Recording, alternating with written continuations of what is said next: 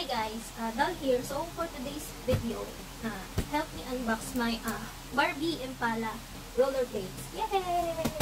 Actually, in-order ko to noong July last year, during nung hype ng Barbie movie. Kaso dumating lang siya nitong December 22. Kaso ayun, sobrang busy ko kaya hindi pa siya na-unbox. Kaya ito, this is it. Sobrang excited ako dito. Ngayon, isa rin sa dahilan kung bakit natagalan siya dumating dito sa Pilipinas. In-order ko siya ng July, nakuha ko December. So, July, August, September, October, November, December. 5 months din yung inantay ko bago siya dumating dito. Pero kasalanan ko yun. Yan. By the way, ang nag-help sa akin bumili nito ay si Ate Easy. Thank you, Ate Easy. So, meron akong kwento about this rollerblades. Medyo natangahan ko to. Pero teka, tignan muna natin. Tignan muna natin. Oh my gosh, it's so ganda. Ayan siya guys. Oh my gosh, ang ganda. Sobrang packaging pa lang. Alam niyo naman guys na Barbie collector ako.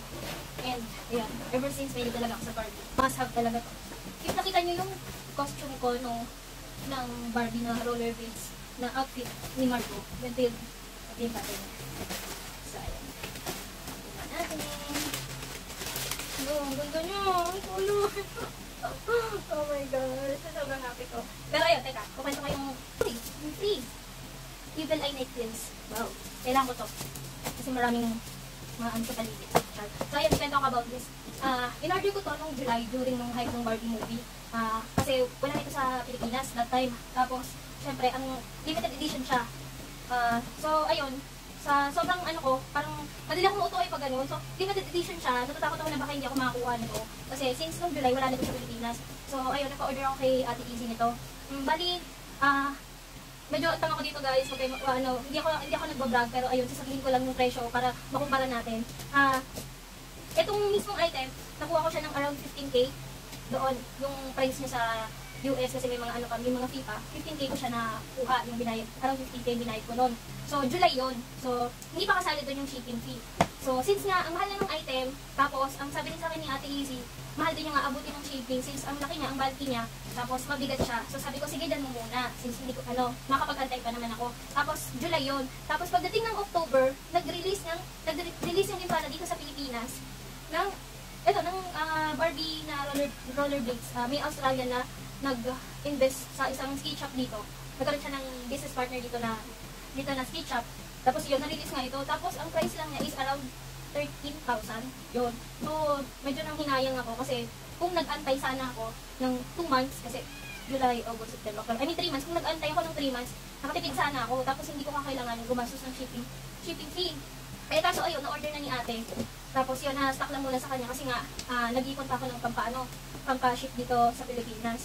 So, ayun. So, kung may mga gusto nito, meron ngayon dito sa Pilipinas nito. Yun, so imagine yung items pa lang, parang 2K difference na.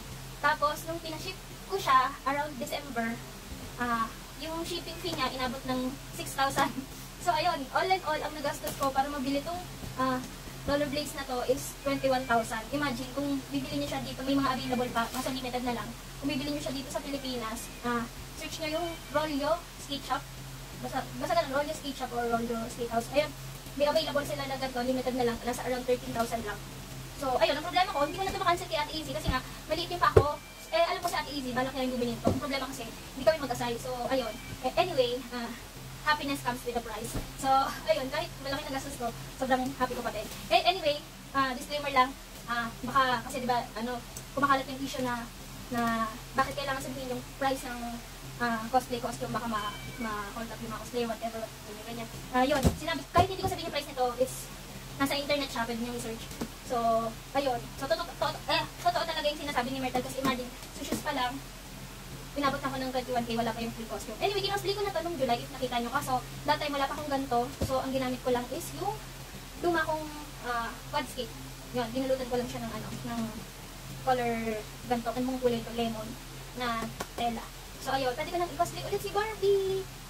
So, actually, kung gusto nyo naman mag-cosplay ng Barbie, hindi naman talaga kailangan na bumili kayo ng ganito kamahal na rollerblades. pwede naman kayong mag-improvise gaya nung ginawa ko nung July. Kaso ayun, since Barbie collector din talaga ako, masarap ko talaga nun. Ayun, meron talagang iba sa atin na gusto talaga close to 100% na gayang-gaya dun sa ano, sa character. So hindi naman yung required yun. Yung iba lang talaga. So, huwag kayong magalit sa mga cosplayer na gumagastos ng 35,000 or believe me more. Gumastos na ako ng more sa isang costume. Hindi ko na sasabihin kung anong costume yun. Bahala kayo mangula. So, ayun. Ito siya. Makita ko ulit. Ganda. And, nakakuha din ako ng ito, yung knee pads and yung gear ng Barbie Empada. Ito nakuha ko to sa sa Rolio Skate Shop. Thank you, Madam Yams. Yung friend ko na skater, tinulungan niya ako. So, ito naka-sale sila. Nakuha ko ng 4,160. Original price niya is 4,600. So, ayun. Yun lang guys. Masyado nang mahaba yung video.